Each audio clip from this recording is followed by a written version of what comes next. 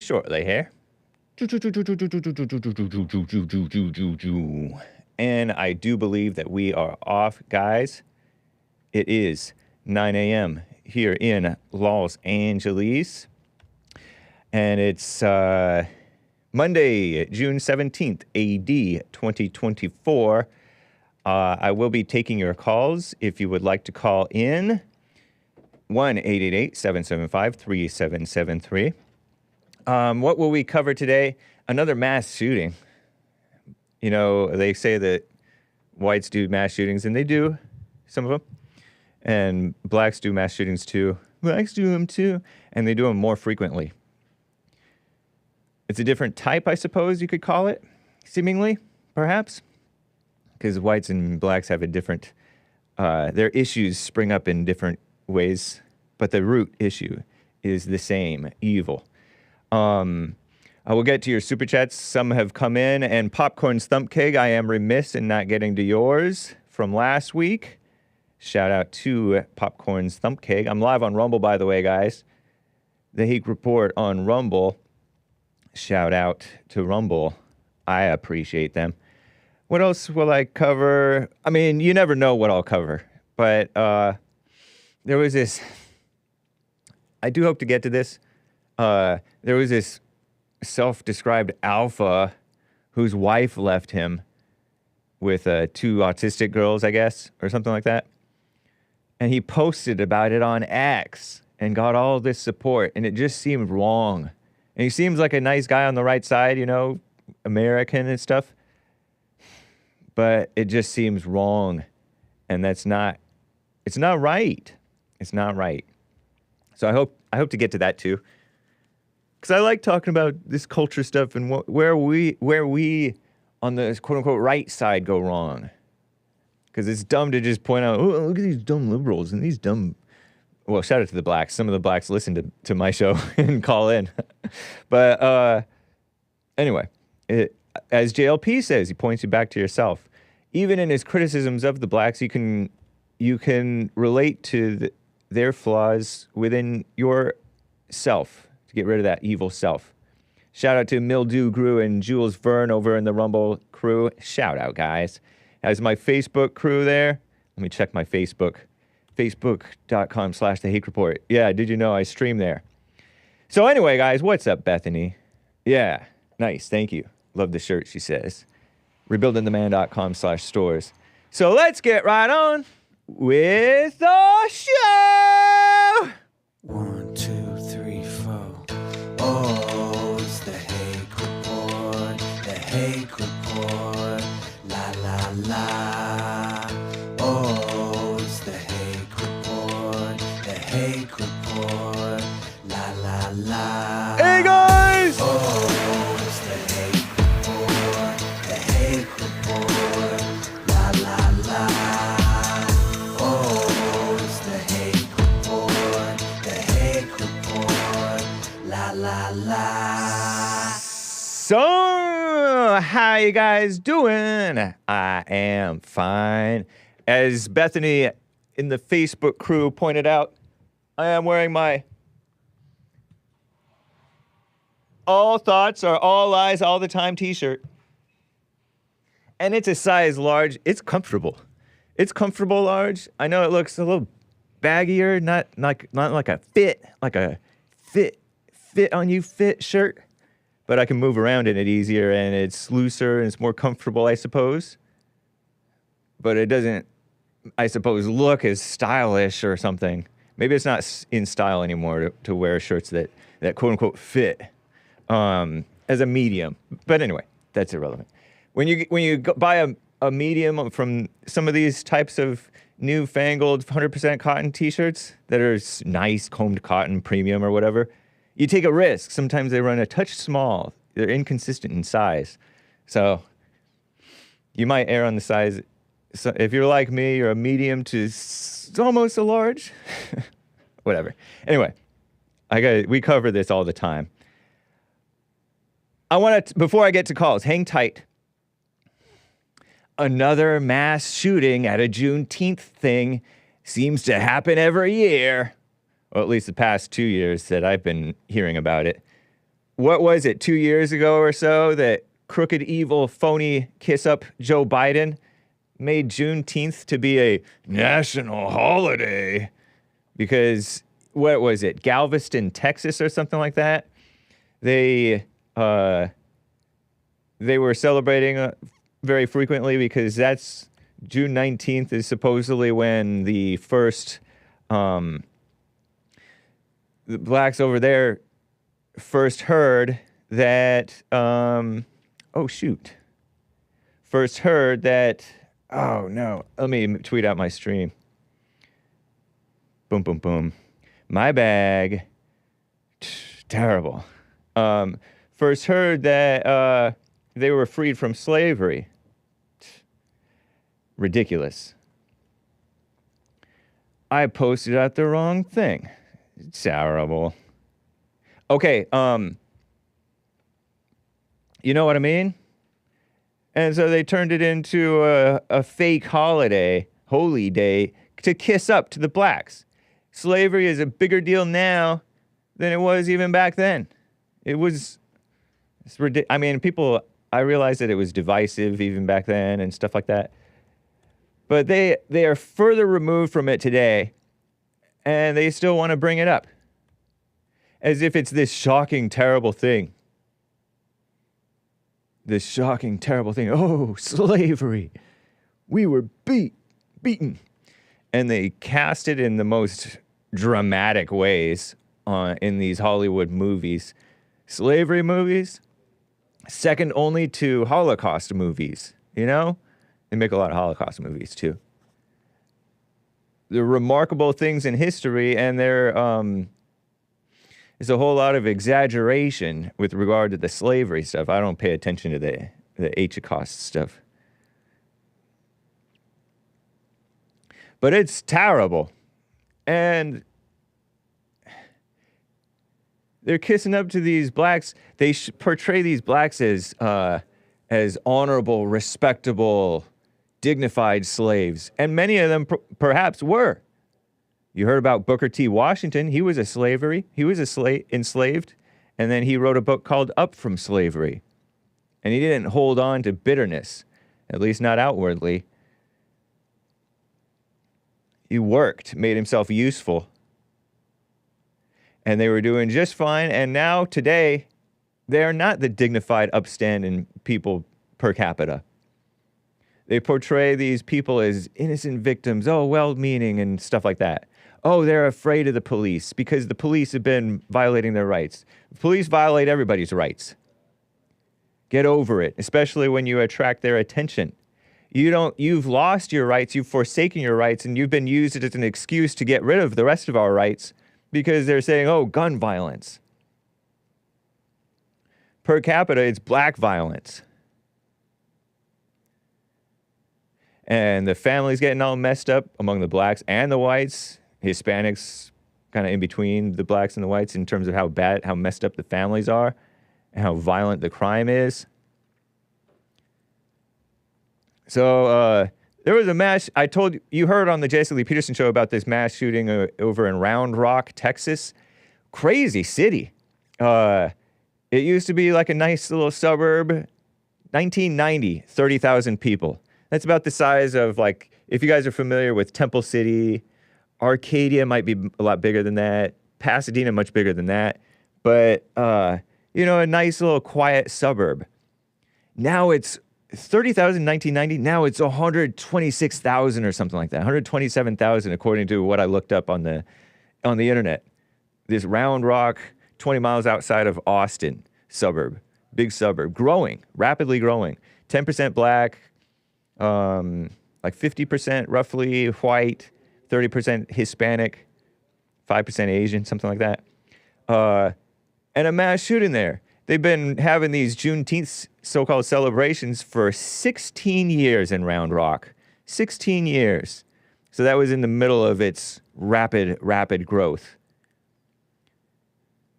And blacks move out to the suburbs too, so who knows?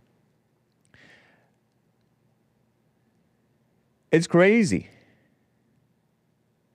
It was a fight between two parties, two groups in this fairground, open field where they have a whole lot of celebrations. July 4th, somebody super chatted in about this town who's from around there. And they're doing the crime. They get in a fight and then shoot innocent bystanders. Terrible.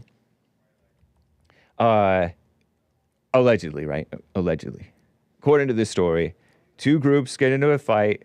One produces a weapon, who's like 19 or 20 years old, thin build, 5'7", not too tall, short dreadlocks, according to the description.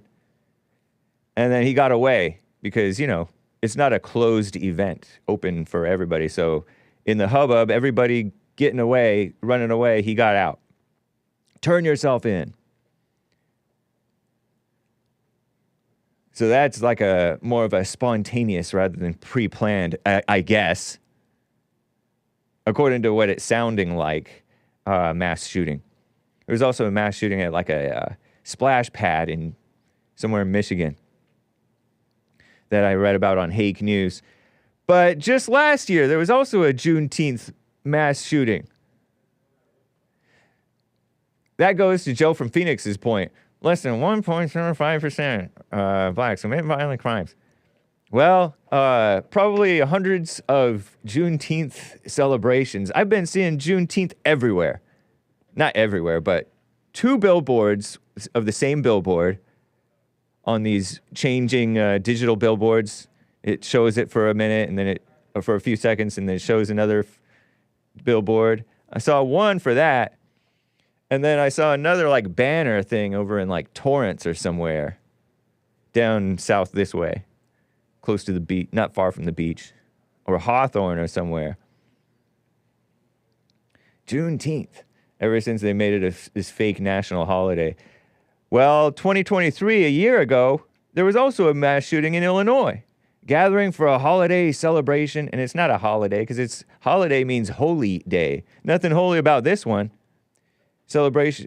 But, there's like well-meaning, normal, quiet blacks and others who are they're just going along with society.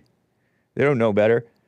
Should be a joyful celebration, not a time where gunfire erupts and families are forced to run for safety. So said Illinois Governor J.B. Pritzker last year after that mass shooting in Willowbrook, Illinois. Sunday, Juneteenth celebration 2023 killed one person, injured at least 22 others. At the one in Round Rock just this year, it was 2 killed, bystanders, innocent bystanders, according to the preliminary information. 6 seriously wounded, 14 total shot or wounded or injured in some form. I think it was shot. Not sure. Killed one person, injured at least 22 others last year in Willowbrook, Illinois. Shootings everywhere. And also, it's, unofficial start to summer. It's warming up. Summer is just within a couple of days of that. And when it's warmer out, the blacks are out and the criminals are out. And it's not too cold to be out there. And so there's murders go up. Crazy, huh? I'm shaking my head. And why? Why all the shootings going up? Well, I read in The Antidote, Healing America from the Poison of Hate, Blame, and Victimhood, that the per capita homicide rate in California in the 1950s, 55 or something like that, was, they didn't even say per capita. There were like a few hundred, maybe. Maybe less than that. Maybe a little bit more than that. Maybe several hundred murders in California. And fast forward a few decades later in the 70s, I think, maybe 80s or 90s, there was like 3,000 or something thousands. And I get that the population went up, but population going up doesn't account for the per capita because it increased manyfold per capita, the murders. Per capita, for those who don't know, Maze and everybody, I've explained it before, means compared to the share of the population, the increase of murders per 100,000 people, homicides per 100,000 people. went crazy up. And that went up along with the this so-called civil rights movement, the pushing anger, just like Black Lives Matter. Push anger, murders went up. A major spike in crime after Black Lives Matter 2014, and a major spike in crime after Black Lives Matter 2020. And there was a Black Lives Matter 2015 too, I think. Baltimore, or 2016? Freddie Gray riots. Because the government and the media, even rhinos like Mitt Romney, Democrats like Obama, evil Joe Biden, and others, kissing up to the fake idea of racism and blacks suffering at the hands of police brutality, increasing the black brutality by putting them into their emotions and their lies. Terrible. And the out-of-wedlock birth rates, because they're subsidizing single mothers. Defund single mothers. Am I right? Anyway. Terrible stuff going on in the world.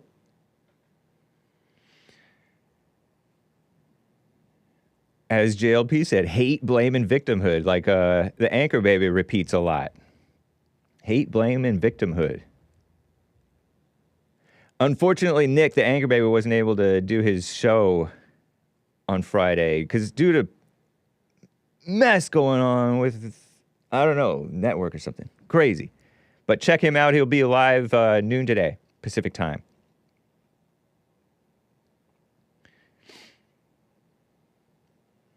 Just encouraging hatred and falsely shaming the whites, making the whites mad.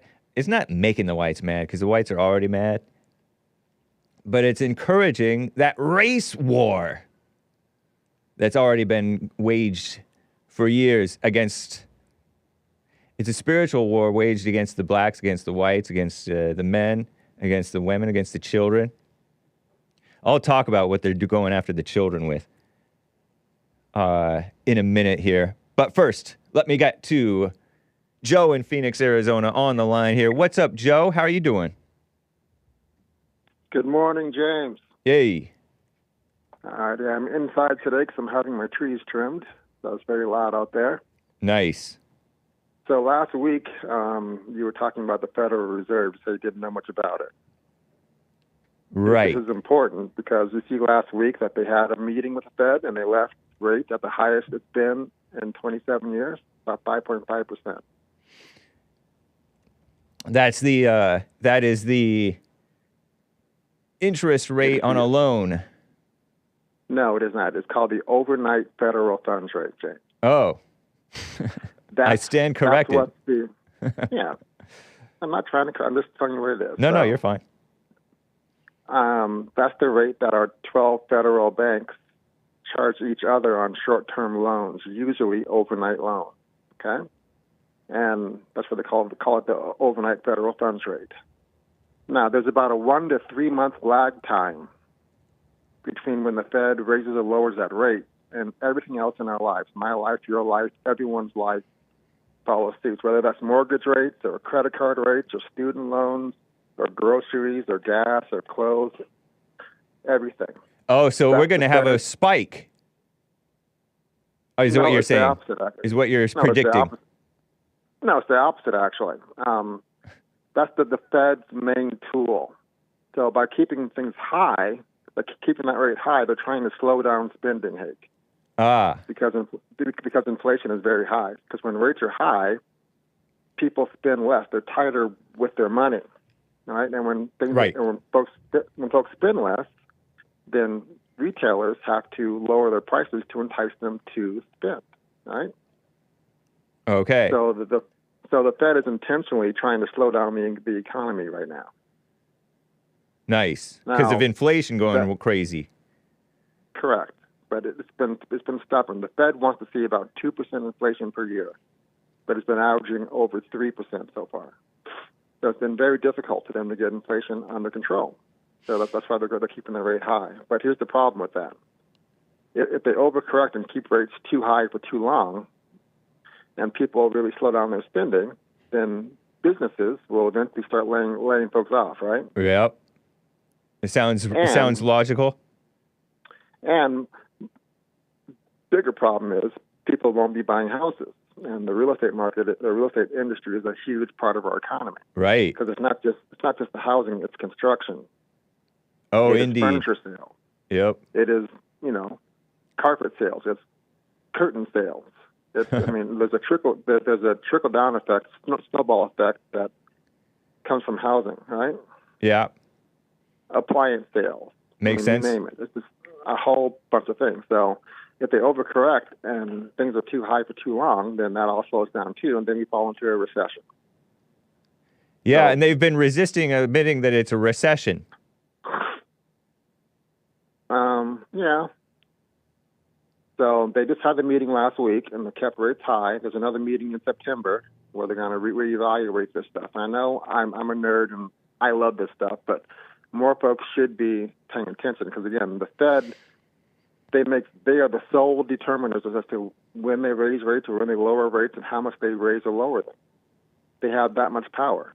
This is why I've told you in the past that this is why I said the Fed controls the economy. It's not the president or Congress or anybody. It is the Fed. Well, then how come you cite economic numbers when you pretend like Obama did this great job if the president has no effect on the economy, no control on the economy? I said the Fed has overwhelming power about the economy. You said the Fed can work. I know, but you make it sound as when you say the Fed controls the economy, it's not the president. You make it sound as though everybody else is just at the total mercy of the Fed, and that's not the whole truth. The whole truth is, as you're starting to admit, the president does have an influence on it, and so too do the morality of the people. If the people are moral and pay their money back and they spend wisely and stuff like that, that makes things function better. When the people meaning also the businesses, right? When the people are immoral and influenced by the government or influenced by their own corrupt hearts to do things that are, give loans that people can't afford and stuff like that, that's going to mess up the economy eventually. Not really. I think you're referencing Bill Clinton when he passed legislation to make it easier for people to get loans back in the 90s. Uh-huh. I mean, I'm not referencing that specifically, but the subprime loans thing, that was a part of the recession thing from the 2007-2008 era, right? Wasn't that part of the issue?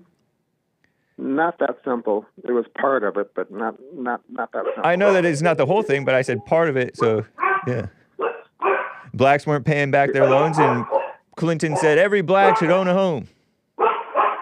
No, because again, James, he did say that. To the Mortgage Broker Association, there's less than 6% of low-income loans that defaulted. We need Kristi Noem in your house to shoot that dog. Yeah, they're barking at the tree trimmers. Sorry about that. Racist dogs. Again, no. Less than 6% of low-income loans defaulted back in the mortgage crisis. That's a lot. More to do with no, it doesn't. It was more to do with Wall Street being greedy and selling derivatives the way they shouldn't. So. And I don't know what derivatives are, and you can criticize Wall Street being greedy, but the government meddling into these industries pollutes and changes the motivations. It shifts the direction of these companies in ways that are unnatural and for the worse, I think. I do want to blame the companies, too, because it's commie capitalism. They're not moral. They're not Christian either, of course. People are evil. It's funny you say that. Yeah. Did you see that a year and a half ago, 2 years ago, tops, the Boston Fed chair and the Dallas Fed chair are now under investigation for improperly trading and misappropriating over $200 million to trade based on what they knew the Fed was going to do after the next meeting. I'm kidding about shooting the dog.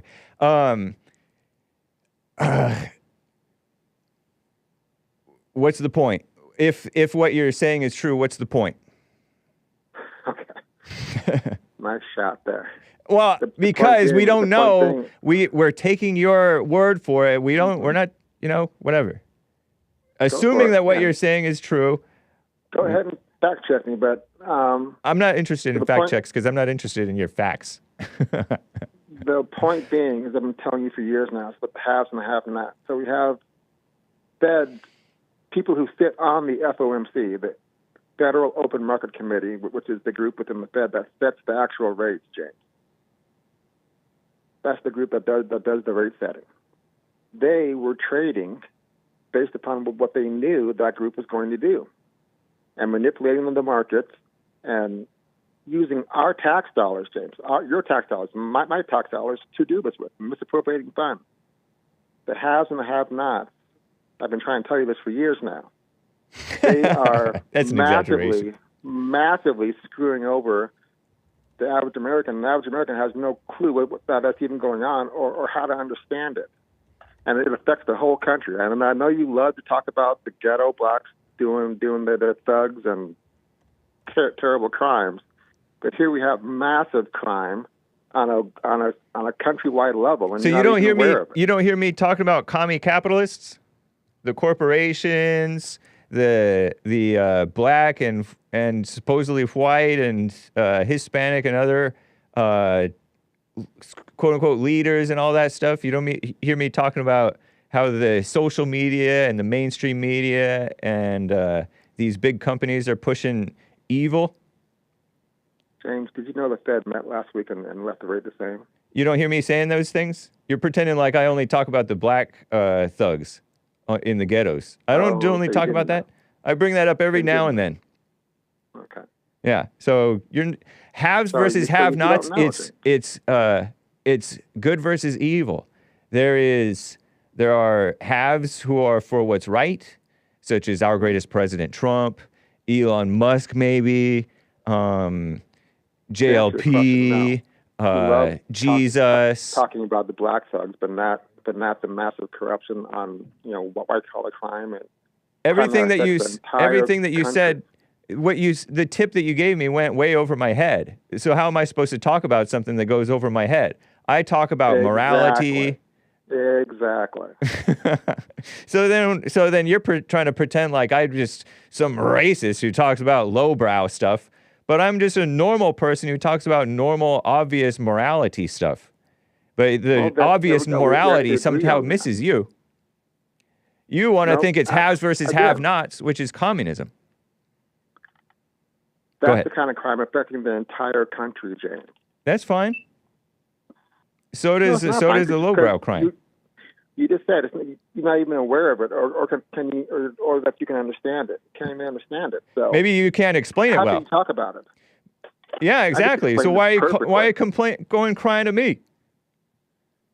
I'm crying to you. I don't cry to anybody. What's up? What's up, Omar? Nice to see you in the chat. So your point is, I've been preaching the haves versus have-nots for years. These white collar crime are doing this and that.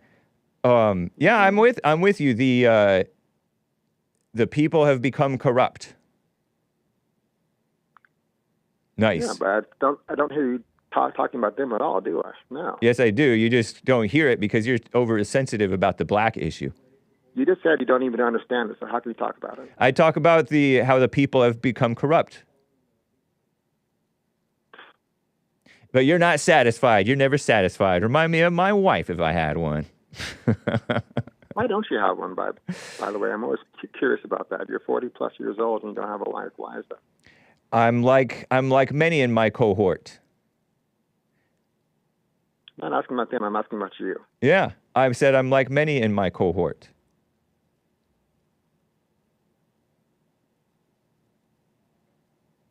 So there's no reason for it? You never wanted to have a wife or have children or be a father? We'll see what happens as the Lord leads. Interesting. You don't believe in the Lord? Of course I believe in the Lord. Then what's so interesting? You don't know, do you know people my age? In their 40s, 30s? Mm-hmm. I know a lot of people. They've been married already, yeah. Married and divorced? Do they have kids? Do you know anybody who doesn't have sure. kids or who's unmarried? In the 40s, 30s, 40s. I don't think so. I tend to spend my time around, like I said, 4-H people and other folks who have kids and have had families. Oh, that makes sense. Yeah, among There my friends, I know one father. I know a few married people. Well, I know more than one father, but among my closest friends, I know one father and then one married but no kids, and then a few people married and a few people unmarried. There's a whole lot of people who are not married now. The quality of the people is different. The push for edumamification is different. The, I don't know, the culture is different. People are a mess. People are having, as you pointed out, people are having fewer and fewer kids. And people are marrying at a later and later age. And people are not having the S word as much. That's a good thing in the poor black community that the kids are not being had. So that's a good thing. I beg to differ. Depends on the situation. Because they can marry and have children, and if they're married and they're being responsible, that can force them to be more responsible. Sink or swim type of thing. Yeah, we have to dismantle the matriarchy first. And by not having kids with these terrible women that are out there now, black men are figuring it out and saying, you know what, I'm not gonna have kids with them. I'm not gonna marry these women until they figure out how to be actual wives and mothers first. I don't think that's actually what's going on. Oh, well, that's exactly what's going on. No, the black men who are getting married and having children, or who are involved in their children's lives, are more and more emotional, thinking like women.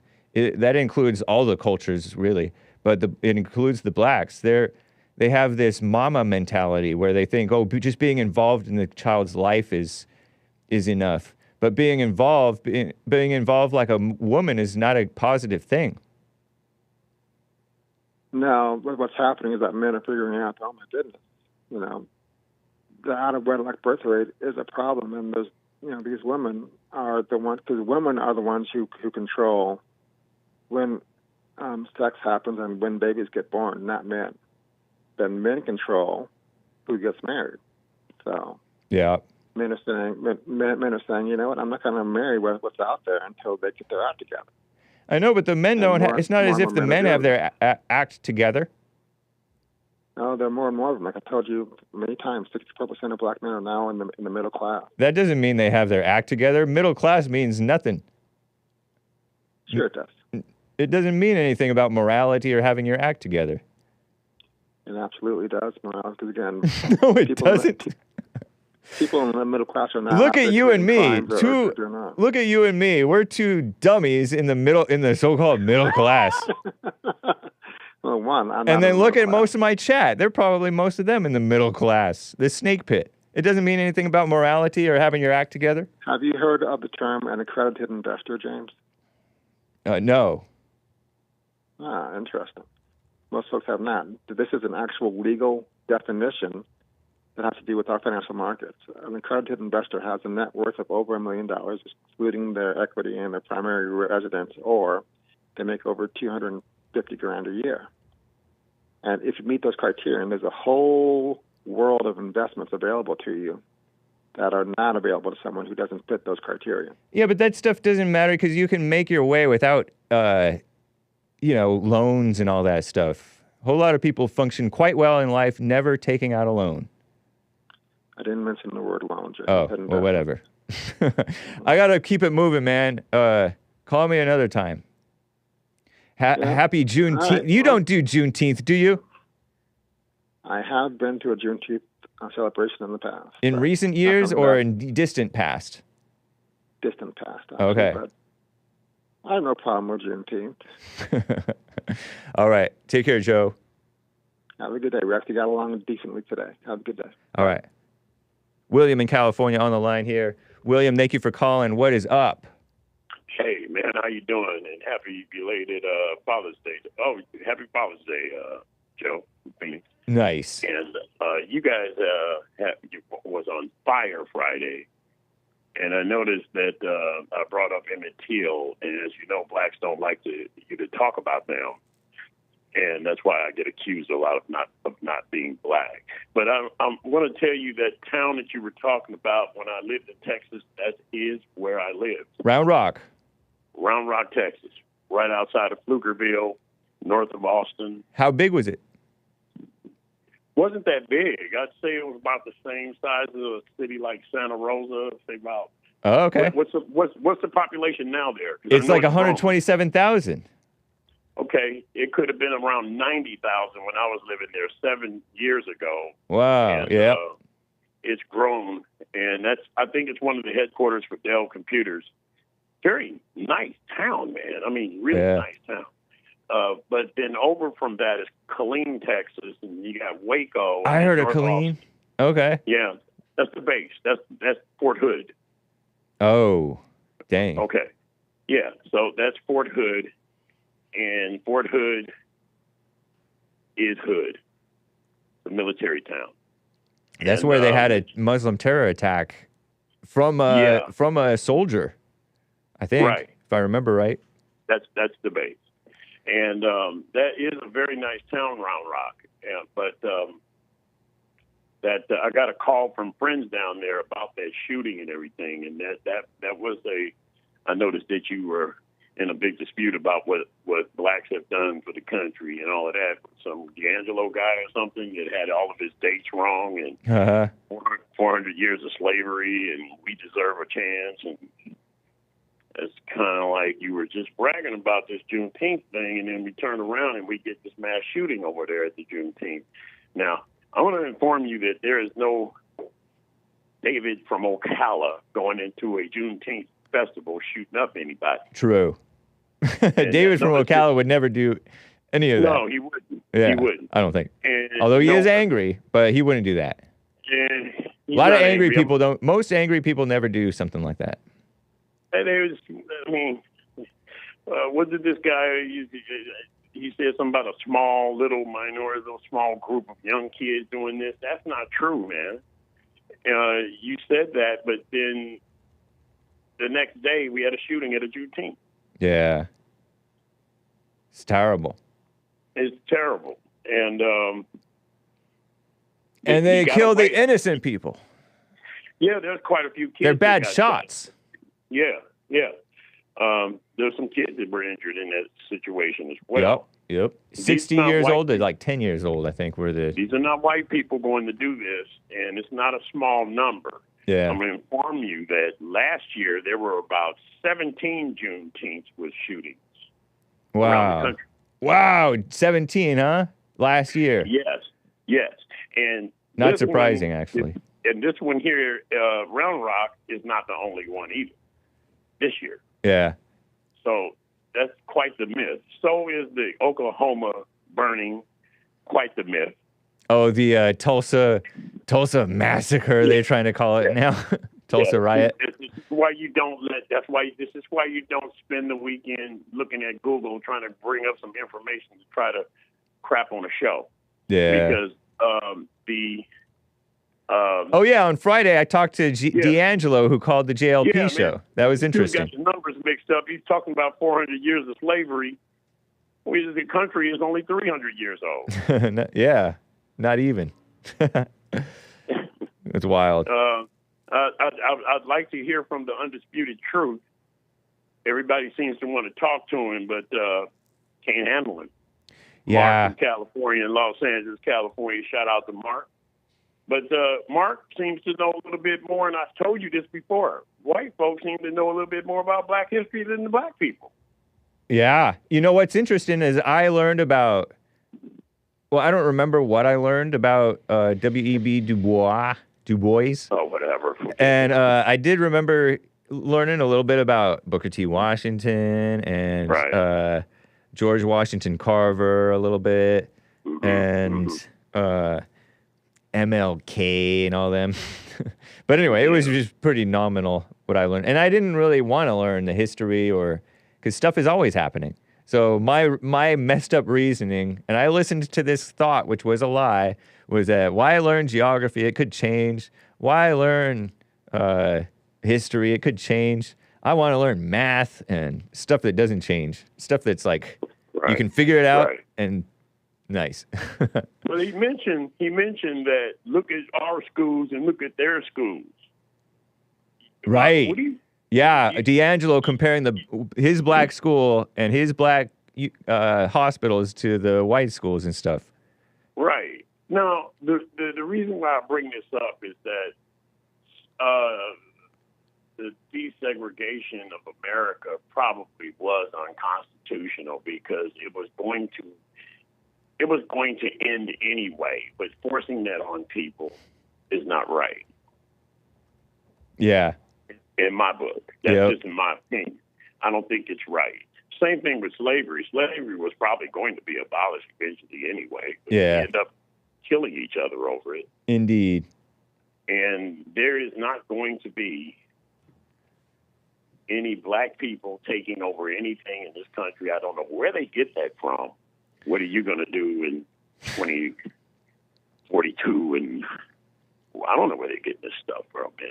It's not going to happen. And I seem to... They're going to have it worse off then when the whites continue to lose power. They're going to suffer the brunt of it, really.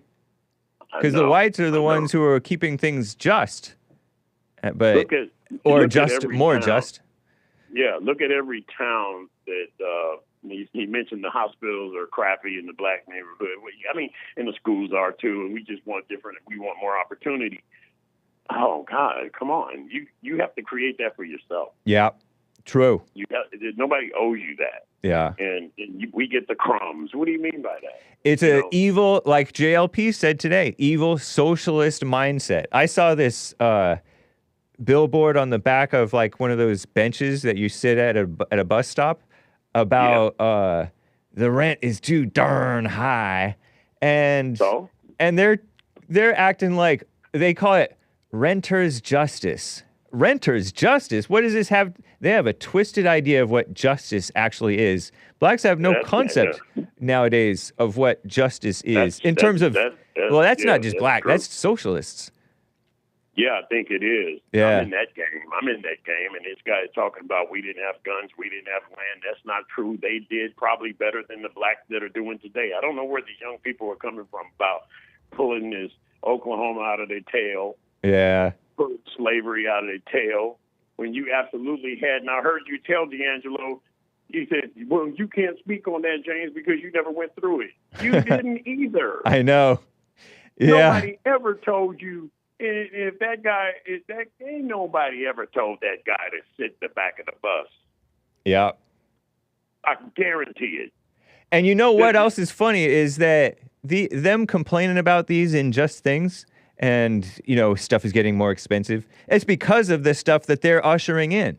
They're ushering in these subsidies and this subsidizing crime. You subsidize what you want more of. You subsidize a bump on a log, you're going to get more bumps on a log. You subsidize crime, you're going to get more crime. Homelessness, you get more. And it makes everything more expensive. He said, our hospitals are crap, our schools are crap, and look at yours. Well, you look at some of these franchises in California, Walgreens leaving San Francisco, Nordstrom already gone out of San Francisco. Smash and grab. Is that a small percentage? No, that's every day. We got another guy shot by the police in a bar. He's in the bar with a gun acting crazy. Yeah. He gets killed, shot several times. Now his parents are on the news saying he was a good kid. It's funny how stuff is tougher. Let's say it's tougher to get a house nowadays, and it's tougher to find a place that's not crime-ridden. And yet people are more spoiled today, too, because it's easy to get along, live a comfortable life, relatively comfortable life. I mean, you're not comfortable within yourself because you're worried and angry and bitter and greedy and discontent. Why are you guys so bitter? I don't even get that. Why are you guys so bitter about something that you didn't even have anything to do with? I think it's because what JLP talks about, the lack of love in the homes. There's no love, and when you have no love, all you have is bitterness and this evil up and down emotional crap. Sorry, kids. I guess so. Yeah. I guess so. And then you get accused of being a coon or an Uncle Tom. If you're black and you don't agree with their blackness, and I can't support that. That's just my decision. I can't support that because I don't see it. I don't see where anybody has told you to sit in the back of the bus. I don't see where. And the back of the bus is fine. It's the coolest part. Everybody wants the back of the bus. I preferred it. Although when you're on a bus that's full with a whole bunch of people that you don't want to be around, then you want the front. Then you want the front so you can get out easy, or the side door. And tell D'Angelo that Rosa Parks was planted in that front of that bus. Yeah, she's a NAACP, National Association Against Colored People, evil person. Martin Luther King and all the attorneys for civil rights, they had her do that. They did that on purpose. Yeah. You know, that's not what they think it is. Oklahoma is not what you think it is. Emmett Till is not what you think it is. You see what happened when I mentioned Emmett Till Thursday? Yep. You had a firestorm Friday. Yep. Because they don't want you talking about them. Now, I'm sure they're going to be calling right now in a few minutes. I got to run. William, it's great talking with you, man. All right. You move it along and take it easy, man. All right. Take care. All right. Bye. Eric in Arizona on the line here. Eric, thank you for calling and holding, man. What is up? Hey, hello, Hake. Hey. I just had a question for that Mark. Is it Mark from? No, Mark's from L.A. It's Joe from Arizona. Yes. Joe from Phoenix. Excuse me. Yep. And the Democrats. ERIC, correct? ERIC. I like to make sure. Yeah. Thanks. This administration always talks about Trump's when he reformed the tax law, that it was just for the rich. But I just wanted to hear him explain, well, then when you had the Congress for the first 2 years of this administration, why didn't you reform it? That's all. I just wanted to hear him, give me a word salad. Interesting. And now, oh, yes, sir. He is a Obama supporter. He thinks Obama was a great president, and he cites these pet facts that nobody really understands what he's saying. And it has something to do with some vague thing about the supposed economy and supposed jobs and all that stuff, when there are obvious evil things that Obama did, and he was a known liar, and yet he has the excuse because he's black. Because he's black. That's why he likes Obama. Is really what it was. Because he's black and an intellectual, a phony like him. There it is. He actually defaults to that there's no possible way for me to understand how complex the situation is. And that's a typical socialist attitude right there. He's been brainwashed by the communists to believe that he knows more about the problem than it actually is. And the problem's no longer right or wrong. It's now something more complex than that. And that's why I wanted him to explain that. And the same thing with the Dreamers, right? They could have given the Dreamers their amnesty. They had Congress. They had the House and the Senate. Instead, they got them like a horse with the carrot on a stick, Yeah. And I just saw a commercial the other day that they brought up the Dreamers again. And I'm here in Arizona. So now they're going to ramp up that hatred in the Dreamers. Right. Well, it's not a hatred; it's actually an anxiety because they haven't done the right thing. For whatever reason, they haven't done the right thing, so it creates anxiety. Yeah. And they need somebody to blame, as opposed to looking in the mirror and saying, "You're to blame." So now they're going to bring that up again, but they'll never bring up. They could have given them their amnesty. Yep. And they failed. And anyhow, that's what I wanted to. I wanted Joe to talk about that. Why didn't they repeal Trump's tax law? Yeah. Huh. Interesting. Well, thank you, man. Because they know that they have to have the country not too obviously dysfunctional to the people who aren't paying attention. They need the votes of the people who aren't paying attention. And the people who aren't paying close attention, or the people who are easily deceived, are they can only be deceived so much. If it gets too bad, then they have to rein it in. They like it to be a little bad so that people are desperate and they swoop in pretending like they're saving the day when they're really going to make it worse. Typical mama thing, But Yes. yeah, Trump likes the country functioning well for everybody. He doesn't care about anybody hating him. But Right. these people are enemies of America, running America into the ground. Arrogant a-holes, excuse me. Whoa. That's what they are. Yeah. But that's what they are, man. They think that they know better, what's better for me than me, and I can't make decisions on my own. They really believe that, and that's why they're against life, liberty, and property. Yeah. Terrible, man. Yes, sir. It's good to hear from you, keep up the Eric. good work. Yeah, call You again too. sometime. All right. Wish you well. You as well. Bye. Bye. Before I get back to calls, hang tight, callers. Let me tell you about this story. I mentioned it. This is a little change of pace. Love My Wife Alpha is this thing that I saw. Dave, a Christian man on X, father of two, a patriot. He has gotten a little following on X, also known as Twitter, formerly known as Twitter. He posted this on the 14th, late last week. And this is messed up. Look at him. American flag skull thing. Looks cool. I don't know if he's a military guy or what. He didn't mention that in his thing. He's a businessman. Built his business, made money and stuff like that. Conservative looking guy. American patriot. So he posted this. I loved my wife. I never cheated and I provided and I'm a good father. Right on, Dave on X. Don't harass him, guys. Show the next one, Hassan there. I loved my wife. I never cheated and I provided and I'm a good father. So he says, I still can't believe she left. Like she's gonna have it better with someone else. I doubt it. You'd think with two autistic kids, what's up with that happening? Is it happening more or is it just being diagnosed more?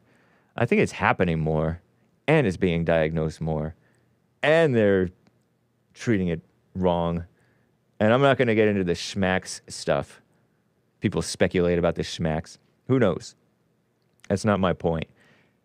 She would have wanted to make it work, but she leaves in the most hateful and spiteful way. This man is posting a public post on this.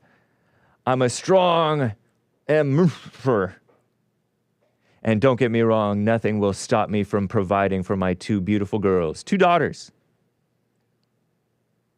But I'm human too. Oh no, don't say you're human. That's an excuse to be weak and wrong. Even alphas have feelings. Is he implying that he's an alpha? It sounds like he's hinting that he might be an alpha. Or maybe he's saying alphas have feelings. No! Then he says, when I think I'm over it, I get sad like now and hold my kids. Ah! So he's using his kids for comfort. All too common. They are my reward from God. Just ranting. So he ranted and got 10,000 likes. And a whole lot of people congratulating him for being a good dad and staying, and who knows what the real situation is. But his wife, according to him, left in the most spiteful and hateful way. And he's alpha, but he's strong. But he's posting this. I don't think that's the way, Dave. Don't do that. He had a weak moment and posted on X. A lot of times when people have like a following, they think to, or even if they don't, they think to post their mess on X. And this guy is probably my age, plus or minus maybe 10 years or so. A businessman, successful, doing his thing. His wife left. And he's all sad. And that's so common too. It's wild to me to think about how men and women think they like each other enough to get married. And they end up hating each other. Because they already did. They were just feeding their own egos. They just felt good. Bobby Blanco says, bunch of losers patting another loser on the back for being a loser online. And this guy's not even really a loser. What he did was, to make himself a loser was post this. I mean, anyway, show these replies. God gives his toughest battles to his strongest soldiers. Praying hands emoji, heart emoji, truth and amen. Says Dave. Come on, Dave, don't do that. Don't. See, and then people reinforce you in being wrong. Just know that God will not give you more than you can handle. When you feel down and out, he's the one to call on to. He's our dad for us dads. 100, says this guy. But he didn't call out to God. He called out to the people on X. Amen, says Dave. He didn't stay quiet and let God save him. Isn't that kind of interesting?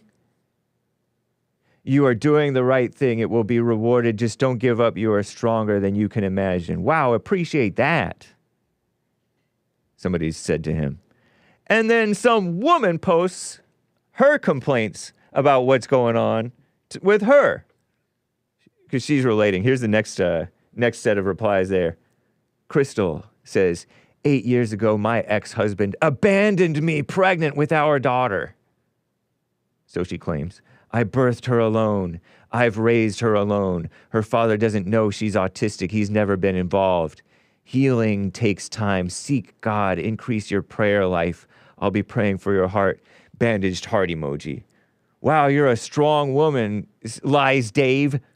If she were strong, she would be quiet about it and not be telling strangers, in my opinion, that her husband abandoned her and their daughter. Shame on anyone who abandons their spouse and kids. This guy, that's not right. That reminds me of what Jesus warned. Didn't Jesus say, if you say raka, you are answerable to the Sanhedrin, whatever the Sanhedrin is, like the leaders of the church, something like that. Raka means like empty head, spiritually evil, spiritually depraved. And that's what this guy is saying. He's saying raka to anyone who abandons their spouse and kids, thinking about vindictively angry at his wife and at this woman's supposed husband who supposedly left. Pray for me and I will pray for you, love. No! And this guy says, don't take her back no matter what. And this guy said, and Dave responds, if she cheats, she belongs to the streets. That's the one that I don't know. I might agree with that one. Although it's so tough. Don't take her back no matter what. No matter what? I don't know. I say be fine with it either way, and then it might be wise not to let her back in. Change the locks. But this stuff happens that it's kind of a good thing. It's exposing his weakness. You know what I mean? He had a weakness for his wife. He wasn't this solid man that she needed him to be, that he needed to be, and that he could be solid now. He could be better from this rather than bitter and like telling everybody. Terrible. And I wonder if he could, he's fully doxed himself, by the way. It looks like he has his last name on the internet. Could be wrong. In his username, I'm saying. He could be bucking up and just realizing, man, the fact that this hurts so much, she was my God. Simp mode Hank, says Blur. Yeah, I mean, I don't think that you should necessarily have a hard, fast rule about adultery and If she leaves, I don't know. I don't know. I don't know.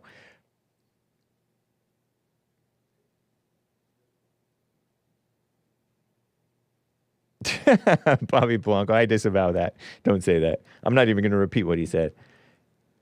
But he is being weak, which is to say, it's kind of like not morally straight to be weak like that. I'm not talking about the sexual not straight thing. Ned is always trolling. Did his wife cheat? I don't know, and we don't know, and it's not our business, and whatever. He's saying if she cheats. But anyway, don't take her back no matter what. That one, it almost sounds right. But the point is, the state of your Hake marriage expert. Indeed, come on, man. It matters, like, what Jesus was always talking about was it matters your heart. Your, what is your God? Who is your God? And this man, obviously, understandably, you can understand it. People, the spouses, if you will, husbands and wives, lean on one another. You hear they've been together so many years. This old couple has been together so many years. One dies within not long. The other may die because of not dealing with that loss well. It isn't our business, but he made it ours. He's sharing his business. I know, we don't have to like go in and find out, did she cheat? Did she cheat? Because that's vulgar, in my opinion. I'm just pointing out, Dave, don't do that. Show these last ones. I've lost 2 daughters, man. This bottom one. You see this bottom one? I've lost 2 daughters, man. I'd take your situation any day, says this guy named Chris. Darn. Oh, I didn't censor it. He said, darn. He didn't say darn, Dave. I've lost 2 daughters. I don't know what he means by lost them. Killed or what? Oh, no, there's a B word on there, too. That's okay. Don't read this, kids. You'll be good, bro. Keep your head up. God is working something bigger for you. I believe that. Maybe it's bigger for him is to just accept it and be fine, quiet.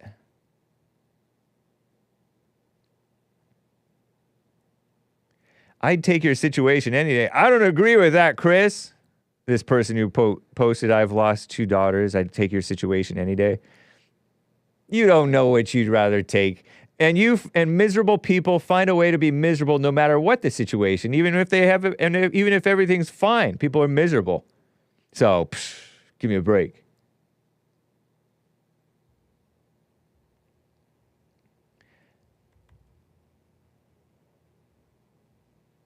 I'm shaking my head. And these are decent people. Christians, allegedly conservative, whatever. Married, working businessmen. These are the upstanding people on our side. On the side of, what's right and patriotic and stuff like that. Caring about the country. And they're a mess. Who cheats more, men or women? Asks Charlie Church. Don't know. Maybe men, because men are more sexual, but I'm not sure.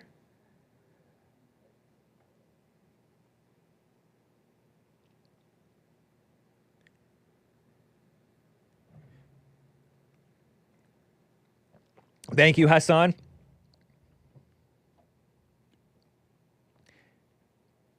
Not that Chris. It's a different Chris. Not that Chris. Jaime in Minnesota on the line here. What's up, Jaime? Thank you for calling and holding. How you doing? Oh, Jaime's gone. Correct. Click. Daniel in Texas on the line here. Daniel, thank you for calling and holding. What's up? Well, I'm sorry I missed Jaime. Oh, no worries. He'll call back maybe. Yeah, I always like hearing from him. Yeah. Do you think slavery would have ended on its own? Maybe so. I don't know. What manner would it have ended? Do you think it would have been peaceful, or do you think it would have been a slave rebellion? Oh. Huh. Because it ended in Haiti. Yeah, and It certainly ended in Haiti. it ended in Haiti through rebellion. You had brought this story up before, right? Yeah. Wasn't it already on decline? Because I heard that it was on its way out in America. No. It was not on decline? It was more profitable than it had ever been in the past, simply from advances. How? Explain. Because you don't have to pay the labor. Yeah, you just have pay the labor. You just have to feed them and stuff. Right. It's not Housing. going away on its own. It wasn't trending to go away on its own, and this was the big disparity in the United States. Was you had a revulsion of slavery in states that saw it as a liability for slave revolt, and the southern states saw it as a necessary means of survival and production and prosperity. So it entirely based its existence on this, and it wasn't going away. Huh. And the genuine fear was that once it was mandated that there were no new slave states in the new territories, the southern states have no other avenues for their prosperity. They are stuck with what they have, and what they have is a growing slave population. Should it have gone away? I guess, that's a philosophical question. Personally, So there was no capitalism. There was no just working for pay. There had to have been some working for pay people. yes, there were. I heard that in the South that it was. But the economy was totally bolstered off of this peculiar institution. It was totally bolstered off of slavery. And was slavery largely cotton or and agriculture, or was it anything else other than? I know that there's housework and stuff, but it was largely agricultural. Yeah. And minimally it would have been industrial.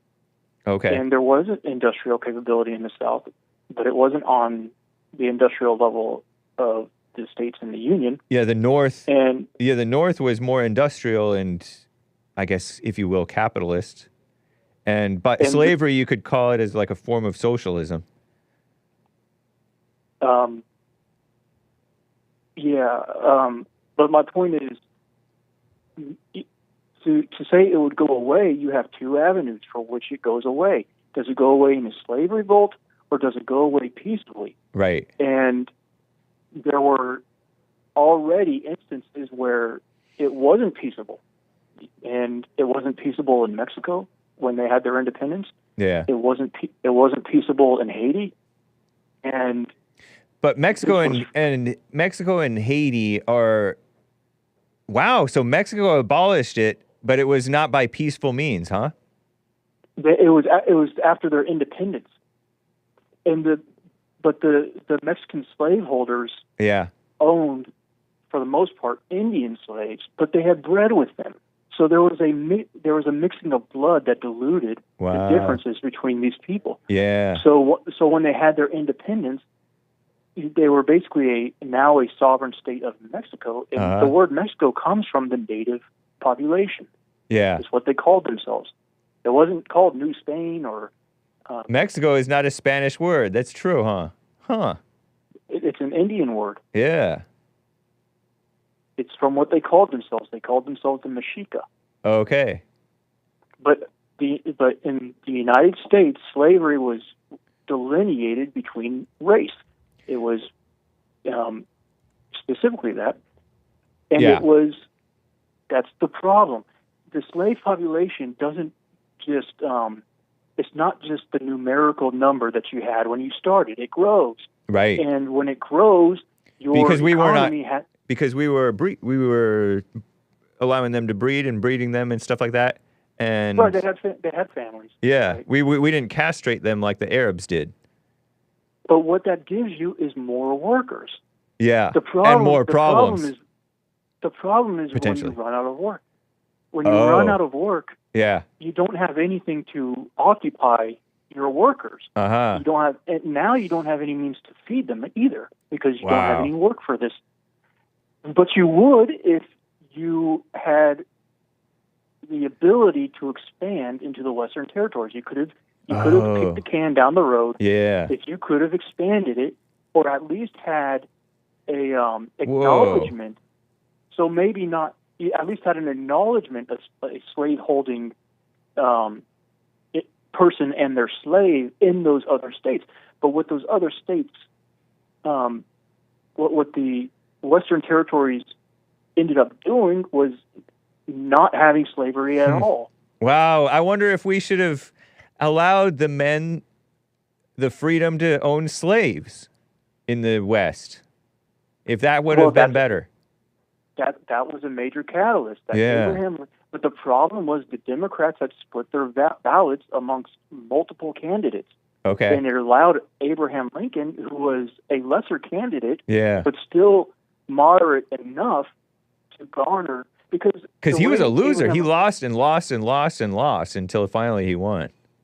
Well, the way he campaigned was, we know that you're set on your candidate. We know you're going to vote for your candidate.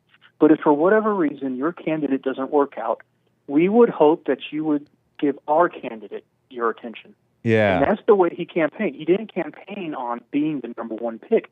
And that's what ended up happening, was that as people started to split the vote and the people started to fall out of the race, people started to defaulting to this relatively moderate position of Lincoln's stance. And Lincoln's stance was not that he was going to abolish slavery. Yeah. It wasn't a radical Republican position. Lincoln was not a radical Republican. He was a very moderate Republican. Yeah. His position was no new slave states in the new territories. And that's the catalyst that fed problems. Yes, that's where all the problems ended up starting. Dang. So moderates. The scum of the earth, moderates. You got to watch out for the moderates. Yeah. These moderates they don't make stuff work. Yeah. I guess Trump is moderate, know, but he's, I don't know, maybe he's setting up for some. Anyway, go ahead. But that ends up creating a scenario where the southern states now start to seize federal assets because they see that they're boxed in. They'll have to defend themselves. Wow. So they start seizing federal assets, and it was going fine and dandy until one federal fort did not relinquish anything, did not surrender to the Confederates, and that was Fort Sumter. Okay. So that and all this stuff is escalating, and it's escalating quickly. So all the assets in the Confederacy are sieged and seized, except for this one fort, which is under siege. And Lincoln stands by this federal force decision not to surrender, and that's where all the problems start. Lincoln starts to send supplies to the fort. The Confederates shell the fort. Nobody dies. But after the shelling of the fort, Lincoln calls for volunteers. Lincoln is now convinced that he has to keep this fort, otherwise the country's lost. Wow. That's why I really like what Trump said about I would have negotiated around the Civil War and tried not to go to war. That's just kind of an eye-opening statement to me, because they act like it had to be done, and it was a good thing it happened, and it's not a good thing that it happened. It was a great evil. And there was a lot of provocation on both sides. Yeah, I believe that. You had the novelist who had basically stirred up tensions. Harriet Beecher Stowe, whose novel stirred up tensions among many of the slaveholders. Yeah. And you had a lot of sympathies for the Confederates in the Union states. But and another thing a lot of people they tend to think in terms of north and south, but there's also an east and west component. That the eastern parts of the states would be more government inclined than the western part of the states. So in the eastern part of the states, you would have more of a inclination for slavery as opposed to the western part of the states, which would be a little bit more liberal. Whoa. Wow.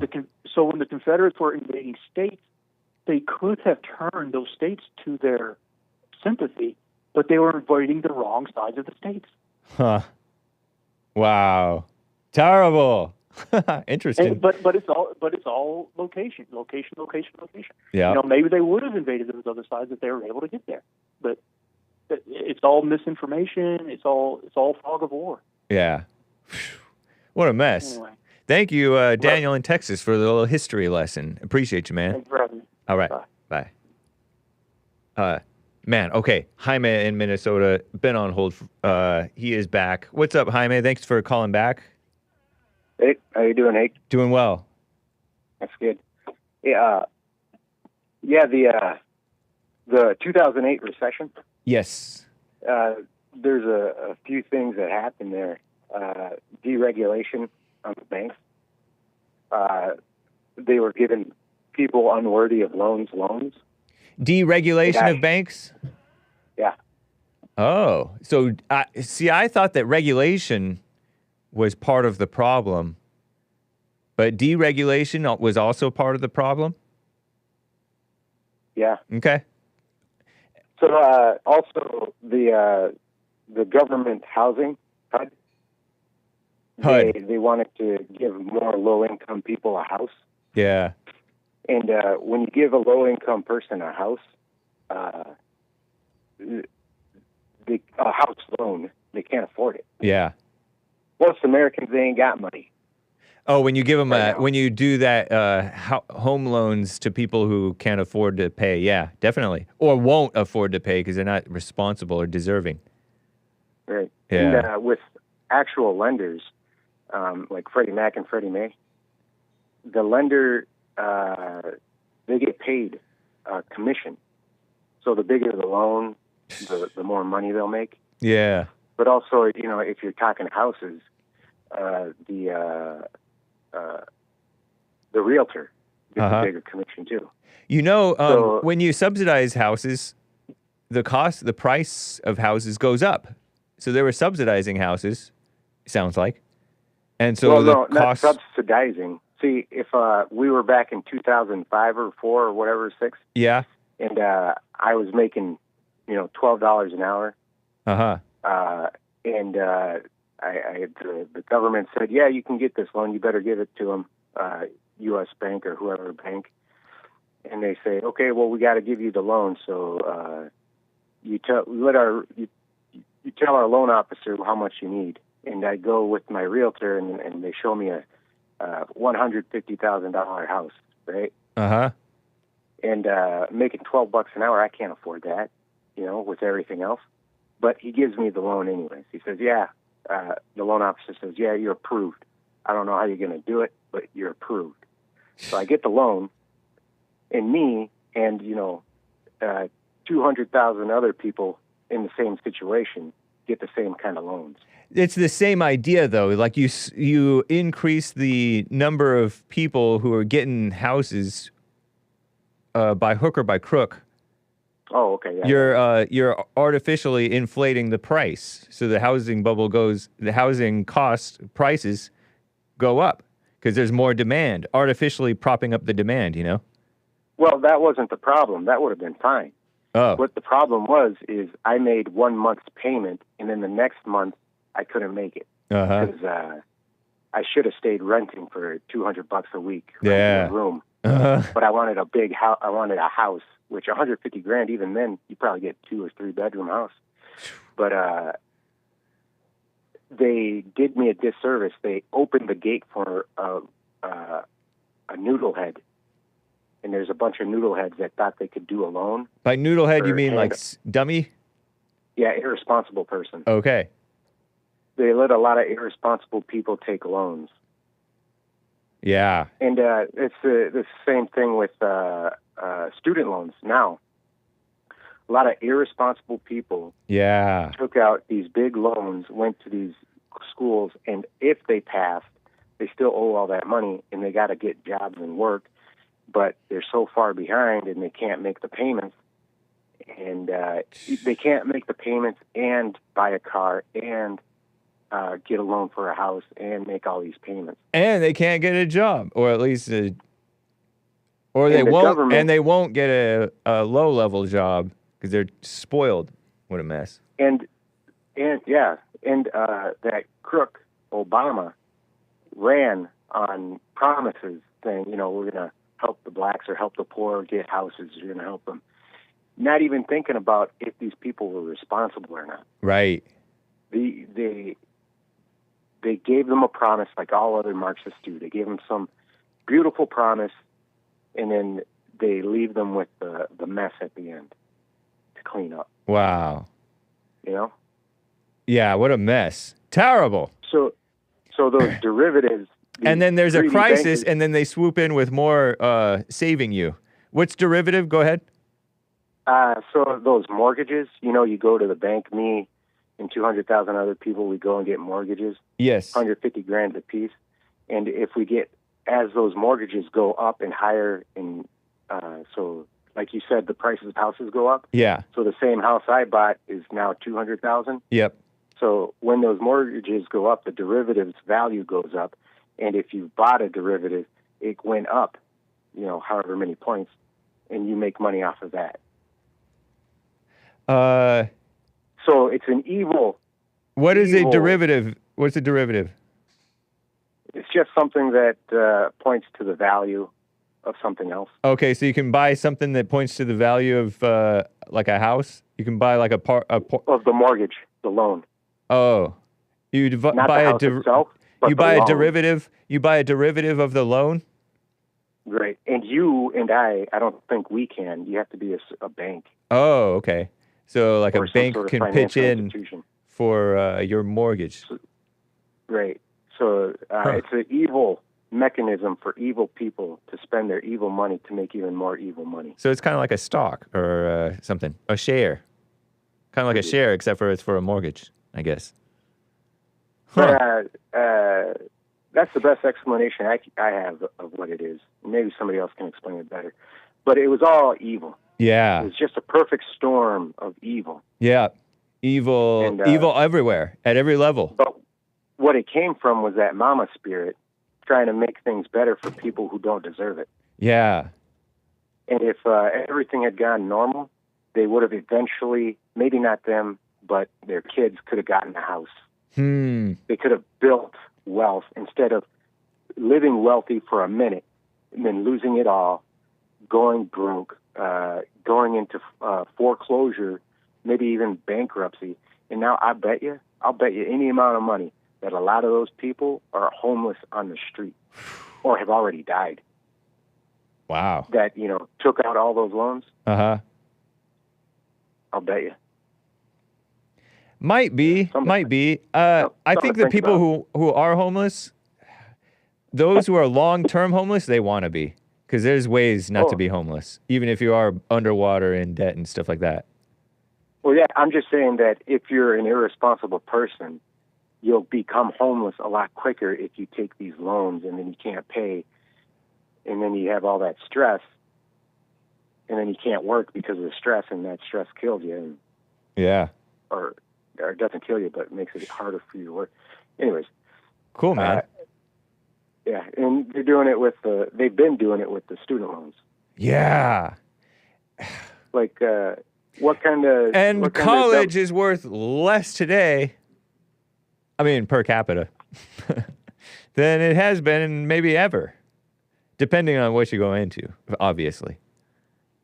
But they're also, it's so corrupt, no matter what you get into. Anyway. Well, I've heard about chiropractors. Chiropractors used to be, used to make a lot of money. Uh-huh. Now it costs like $200,000 to go through chiropractor school, and you can't make nothing but $3,000 a month, barely. Because everybody's a chiropractor now. Because everybody and their mother went to chiropractor school. Yeah, interesting. And so now you can buy derivatives on those loans, too, if you wanted. Whoa. I don't know about that. That might be fake news. Interesting. Well, okay, yeah, all that stuff, it's not so complicated like Joe was saying. It ain't complicated. Okay. It doesn't take a smart person. I don't think he understands it himself. Otherwise, he'd be able to explain it better. Interesting. Yeah, that's what I was kind of hinting at, too. Oh, okay. Yeah, nice, man. I appreciate cool. the input. Jaime in Minnesota. Yeah, good one, Hake. You too. Bye. Before I get back to calls, I got to do super chats. Last week, I got one from Popcorn Stump Keg. Let's see. Where do you get your information about DuBois? DuBois. W.E.B. DuBois. DuBois. D-U-B-O-I-S.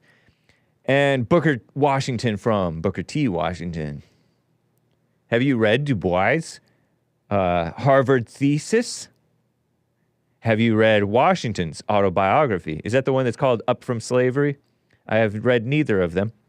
When you compare and contrast their ideologies, it comes across as a lot of I hear type of talk, not as much of you knowing from your own reading/research. When we've had this discussion before, it's okay to say I don't care. But when you talk about these people without having ever read any of their books or writings, it comes across as lazy and woefully uninformed. Know for yourself. Read them in their own words, he says. Saying I heard kind of flies in opposition to a term you use a lot, know for yourself. Do some reading of these people in their own words, he suggests. Nice suggestion. Nice suggestion. I especially might read Booker T. Washington, because I've heard about Up From Slavery, and I've heard also about his book called Character Building. I know about these books especially. I knew Up From Slavery from before, but JLP had the Bond Leadership Academy students, back when we had a school, private school here, read Character Building for their ethics class. And I would overhear some of the lessons given to those young'uns. And they were some nice lessons. For one, you see a homeless person, that person did something to be in that situation. It's not just some innocent victim that just happened to them. Yeah, stuff happens to you, but you also have a hand in the results of your life, more often than not. But to be clear, Popcorn Stump Cake, I make sure that you guys know that when I say something, I say, I hear. This is what I hear. Don't know that it's true or not. So that's why I say, I hear. From what the witnesses said, Trayvon seems to have been the one, and, you know, what the evidence seems to be, that Trayvon seems to be the one who was grounding and pounding. I don't know what happened. I just, based on what I hear and based on what the supposed accepted evidence seems to point to, that's what happened. So that's why I say I hear a lot. That's why, and even when you read somebody's words, you can misread their own words. People misread me when they hear me say stuff. They misread me all the time. They misread JLP. They misread Jesus. Hake has never fed the hungry, says Ned Post. Actually, I fed people. I don't know if they were hungry. Or I gave them punch, red punch. Yeah, I went to, quote unquote, feed the homeless in Pasadena one time. Grandpa Ministries. I participated in Grandpa Ministries. And I also went to, after Hurricane Katrina, I went down to New Orleans. What was that name of that place? Gretchen or some G name towns outside of New Orleans, and gutted the homes filled with all this mold from the flood after the Hurricane Katrina. Well, after the hurricane, the levees broke. The hurricane was gone, but the levees broke, and the town flooded. And it was up to like here, and you had to gut it, and you had to wear these Tyvek suits, sweating up a storm. And so I was like a do-gooder a little bit. Yeah, I gave him Kool-Aid. Punch, he means Kool-Aid. Yeah, I poured it in, being all, because I was trying to be Christian, you know, in different ways. I was trying everything. Not everything to be a Christian, you know.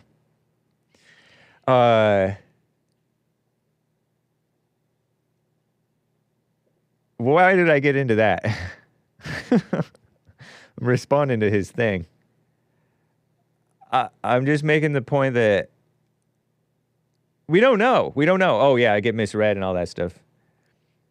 I don't know. I don't know how I got to that. Terrible. As Lin Yan Chin says, inner stillness, not tangent writing, writing tangents. It's not right. It's not good. Lin Yan Chin has my number, metaphorically speaking. Metaphysically speaking. Hake was washing the blacks' feet. I never did that. I never went that low. But Booker T. Washington and W.E.B. DuBois, I get that it can come off as woefully ignorant, but as what I'm saying, do you know it to be false when I contrast their ideologies? W.E.B. DuBois, basically communist. I throw around the word a lot, so if you'll indulge me abusing the word perhaps sometimes, right? But he was a NAACP, as Booker T. Washington was quoted as having said, I'm paraphrasing, there are blacks who want to keep the blacks' complaints in front of them, perpetually in front of them. And honestly, I say they exaggerate the complaints. Like Joe from Phoenix, for a little bit, he went on this little kick where he would call in and tell me about some hate crime, alleged hate crime that a white did allegedly or wanted to do to the blacks. Hate crime. He was trying to be like like the NAACP which documented a bunch of lynchings and stuff like that. Lynchings. And the NAACP was part of what DuBois was involved in. DuBois.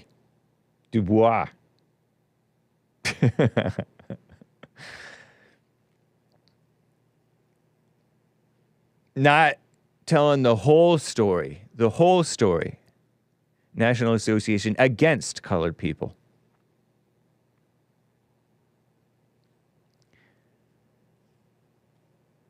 For propaganda, for divide and conquer, for white guilt, which Frederick wanted. White guilt.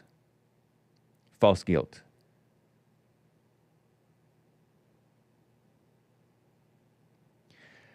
Whereas DuBois was like, work. Make yourself useful.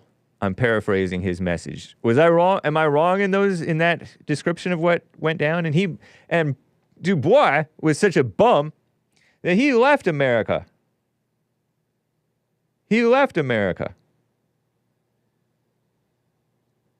For some other African country. What a bum. Thank you, Popcorn Stump Cake. Nice suggestion. I don't know if I would read DuBois, maybe.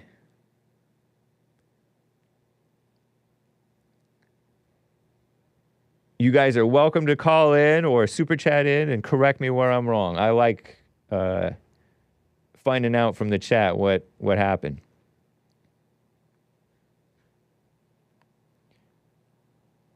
Also on buymeacoffee.com/the Hake Report. Base America First is George Gascon, the Black Lives Matter, I almost called him a mayor. Black Lives Matter DA, district attorney, prosecutor who doesn't prosecute crime properly. Used to be a Cuban Republican, now he's a Cuban communist here in America. Supported by Black Lives Matter, the Netflix CEO and his wife, and evil George Soros. George Gascon has piled up over 15,000 unfiled criminal cases in Los Angeles, according to Base America First. 15,000 unfiled criminal cases in LA. But the city council is focused on removing U-turn signs in Silver Lake because they are homophobic. I didn't know that was in Silver Lake. I saw that back on Friday. It was trending on X, Twitter, X. Oh, the city councilmen or whatever, and the radical homosexuals and LGBTs, so-called, they wanted to remove this no U-turn signs from Silver Lake because they're homophobic. Because the gays used to cruise this one area, and they would pull a U-turn to go to some gay club or pick up fellow gays and be all perverted together. They voted to remove no cruising signs in 2011, too. They haven't gotten around to banning wrong way, do not enter, or no passing signs yet. Perhaps they like merging lane signs. What about heteronormative Christian one way? One way! I remember the Christian signs. There is one way, it's through Christ. Grape culture yield, conservative keep right. Keep right. Or white supremacist stop signs. Stop. Traffic signals are clearly anti-Asian and anti-American Indian. Yellow means wait, even if you're late. And red means stop. Red man, yellow man. The Manual of Uniform Traffic Control Devices, MUTCD, first published in 1935 to standardize signage so that qualified drivers would consistently enjoy the privilege of safely operating their vehicles. Silver Lake is another example of people listening to thoughts. Fools rule over us, and Western civilization is dying through enabling and promoting mentally deficient narcissists. Indeed, Base America First. That is a fact, Jack. They are pro-crime and pro-degeneracy. Oh, they pretend like they're not for crime. And when they're victims of crime, these liberals, they all of a sudden get a little bit more conservative slightly. But no, not to be racist or not to be homophobic or something dumb like that. What a mess. Silver Lake is different from West Hollywood. Hake says based every time he drives on a one-way street. Indeed. Green Street in Pasadena. Based. I like green, as in money. Thank you, Base America First.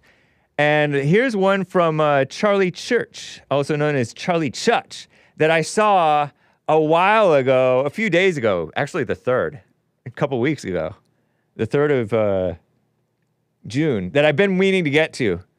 She's all, China is liberal? Laughing face with tears coming out. Charlie Church knows her stuff. Because I think I called China liberal. They fund the liberals. Didn't they fund that guy AMLO, Hugs Not Bullets, according to the guy who was interviewed on that one Sean Ryan show, whose clip I played a few weeks ago. Eric Prince, E-R-I-K, Eric Prince on the Sean Ryan show said that China funded AMLO, Hugs Not Bullets, abrazos, no balazos. The liberal so-called president who is now being replaced by a woman. And I mentioned in passing, I guess on the 3rd of June, that China has sent in the fentanyl to Mexico and it's coming up from Mexico into America. And she says, oh my gosh, I'm so tired of people blaming the Chinese for drugs here. No one would die if they wouldn't do drugs. I'm with you on that, Charlie Chutch. That's how Anchor Baby calls it. It's actually Charlie Church. I'm totally with you on that. And I'm not one of those, China for the fentanyl. But I'm pointing out that they are funding Mexico being liberal. So whether they're liberal or not, they're Marxists, which is liberal. They're very Marxist and anti, what's that one F Christian-friendly thing? Fung something, Fung La, I don't know. They fund Epoch Times, Epoch Times. And that is a supposed cult, but it's Christian friendly and they're conservative. They're not, they're anti-communist supposedly. They're pro-Trump. So in a sense, they are liberal. Or liberalism for thee and not for me. That's all I meant. Shame on everybody at every level involved in the ills of the fentanyl thing. Not everything with fentanyl is ill, I don't think. Or at least not everything with opioids is necessarily ill. Because used correctly, I think it's okay. Used correctly, I think it's okay. But it's a mess. Fulan Gong, says Big Bump. Thank you, Big Bump. Yeah, I'm definitely with you. I'm not for those people, oh, we blame the drug dealers, not these poor, innocent drug addicts. No, you blame the addicts. It's like in chat, Flat Earth Victory is like, who is deceiving the blacks, Hake? It doesn't matter who is deceiving the blacks. Shame on the blacks for being deceived. Yeah, you can blame the very high verbal IQ deceivers who are not Christians. Some of them are Christians. But you also blame the blacks for being deceived. You blame the suckers and the sucking people. And the bloodsuckers. If you will. The bloodsuckers and the suckers who are sucked by the blood suckers. You know what I mean? Jelly bean? Flat Earth Victory, FTW. Forget the world. F the world? No. Oh, he means for the win. Yeah, you blame both. You hold each responsible for what each does wrong. The serpent deceived Eve. The serpent was wrong for deceiving Eve. Eve was wrong for listening to the serpent. And then Adam was wrong for listening to Eve. And then they were all wrong. Adam was wrong for blaming Eve. Eve was wrong for blaming the serpent. And God held each one accountable. It's not just the Jays, obviously. Anyway, thank you, Charlie Church. I like how it says. It's kind of cute. Charlie Chutz. Oh, just kidding, YouTube. What am I supposed to be kidding about? Oh, Joel Friday's coming up, guys. Let me make sure that I have that redirect set up. Otherwise, I'll get in trouble. And rightly so. I'll get black on white crimed. Joel Friday TV. My time spent in the South. The beautiful South. And that original. Quit passing the buck. Hake, stand up. That original took black music and made it even better. Elvis, the best. Oh, F the world. Oh, just kidding. Okay, all right. We got to keep it moving, guys. Stephen in Maryland, been on hold for quite some time. How you doing, Stephen, in Baltimore, Maryland? I'm doing fine. This dirty old man doing fine. Right on. Look, first of all, this guy was just on. I don't believe nothing that somebody says that's named after a female body part. Speaking of dirty old men, I don't know what you're talking about, and I don't want you to explain yourself. But thank you, man. Thanks for the input on that. Okay. Next thing, move right along to abortions. Do you believe in abortions? Do I believe in them? No, I do not. I do not believe in abortion. I don't either. I think a woman should go up to 4 months. After 4 months, she can't have an abortion. Oh, okay. Why the 4 months? 7 months, and then take the baby and put it up for adoption. How's that? Yeah. And honestly, I don't even think that you should necessarily push for adoption either, because the child wants his parents or her parents. Well, she don't want the baby. It doesn't matter. She has to have it. And she has to raise it. She's going to raise him and she's going to be happy about it. That's what my policy would be. Why would she have abortion in the first place? Oh, selfish. Fear. A lot of times it's fear. Because, I hear that crazy stuff can happen to a woman's body, with the having of a child. And so I understand, and that's a scary situation. And that fear, they listen to the devil. They listen to fear. They have the spirit of fear. Another thing, the devil's not a god. It's only one God. Okay. The devil is a fallen angel. Right. And he can't do the same thing that God does. True. Like putting thoughts in people's heads. Oh, yeah, like yeah. That. You think God puts thoughts in people's heads or Satan? God put thoughts in people's heads. Not Satan. Satan can't do that. How do you figure that? Don't people get crazy thoughts in their head and like you blame another person for putting a thought in their head? Do people lie? Yep. And so when people lie, they're putting a thought in another person's head, right? They're putting it in their head. When I lie to you, let's say I lied to you, and So I told you that, hey, your German wife, before she died, she cheated on you. And I planted an evil thought in your head, and that's not from God. That's from Satan. No, Satan that's from my father, the devil.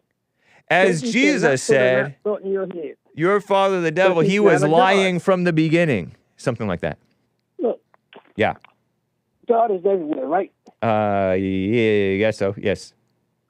Satan can't be everywhere because he's not a god. I know, but the spirit from these people is everywhere. What spirit? He's not a spirit. He's an angel. What's the difference between a spirit and an angel? An angel is a type of spirit. Not really. I thought. There's got to be a difference. Well, you're older than me. You may know better, dirty old man that you are. No offense. No disrespect. I just laugh like that. It doesn't bother me. I know. I'm a happy old man. That's cool. I'm having fun. Yeah, I know. Here much longer, so I'm going to have much fun as I can. Well, cancel those words. Enjoy my last. May you have at minimum 13, at least 13 more years, because you should. I think you ought to live to 100 and maybe longer than that, 120. No, I won't be that long. Whatever.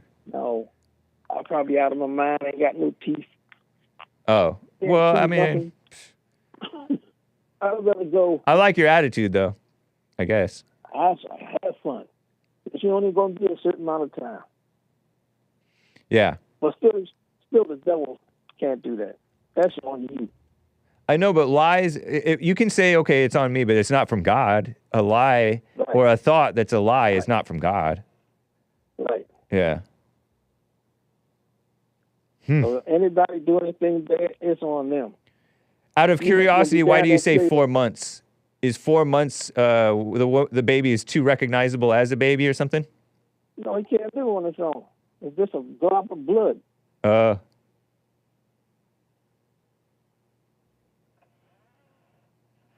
Interesting, man.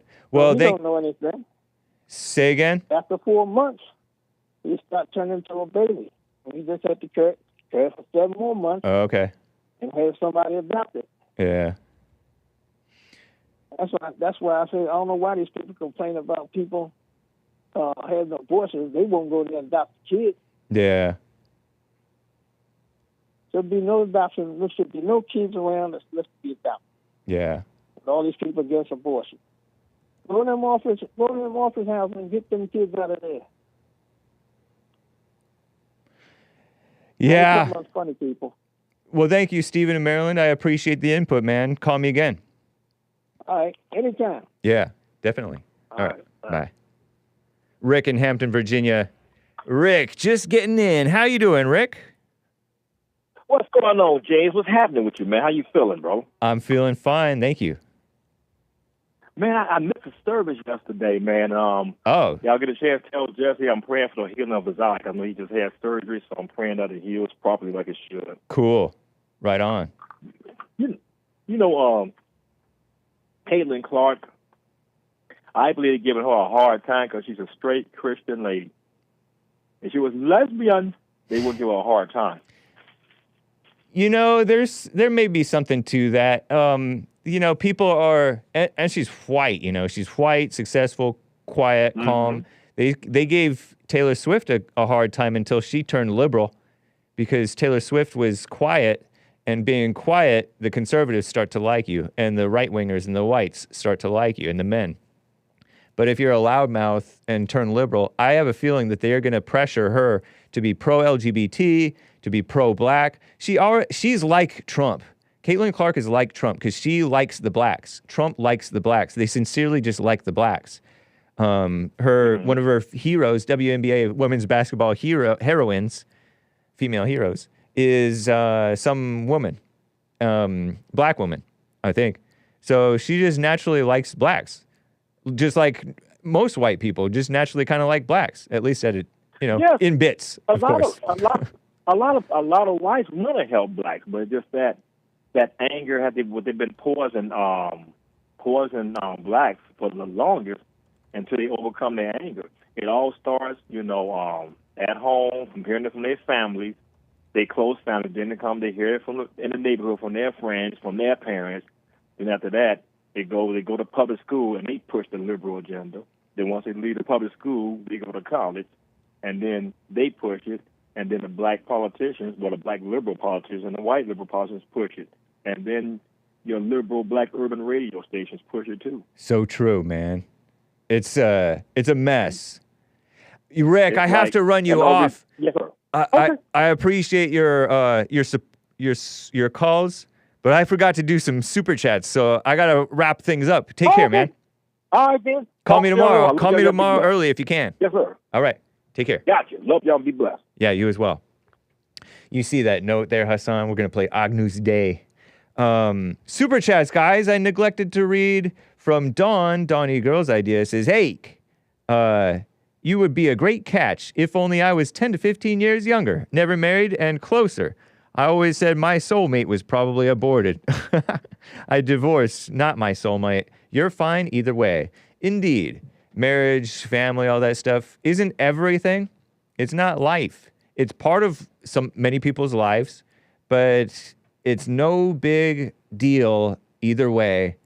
Life is more important than getting caught up in wistfulness, wishful thinking, and regret and mess. Dawn says, most likely missed the previous super chat because I had to take a phone call, but back on our emails, so listening again. Nice. Thank you, Dawn. Yeah, I neglected to do that. Subjective Evil donated a Rumble rant, but I banned him for him or her or it for being a mess, gossip and slander and vicious rumors and being a sicko. And GMD Jim says, I don't know if your one caller mentioned the first true slave lifetime owner was Anthony Johnson, a black man. When his servants, John, punched a black man, a Dutchman and a Scotsman tried to escape, he sued to make John punch the first true slave. Yeah, before that, it was Jubilee. Every 7 years, you release. Am I wrong? I don't know. This has been the Hake Report. Catch you all Friday TV next. Here is Agnus Dei by Sepideh Vahidi and the Psalters. Adios, America. Bye. Agnus Dei, qui tollis,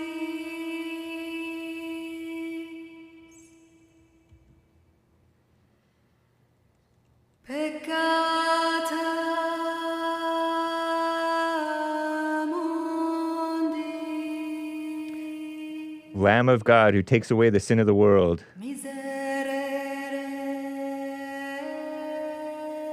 nobis. Have mercy on us. Agnus Dei, qui tollis,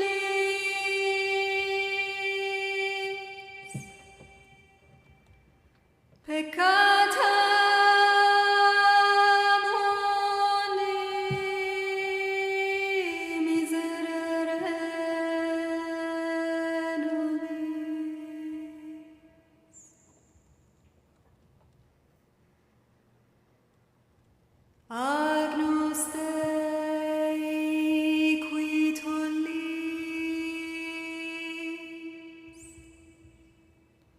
Peccata mundi,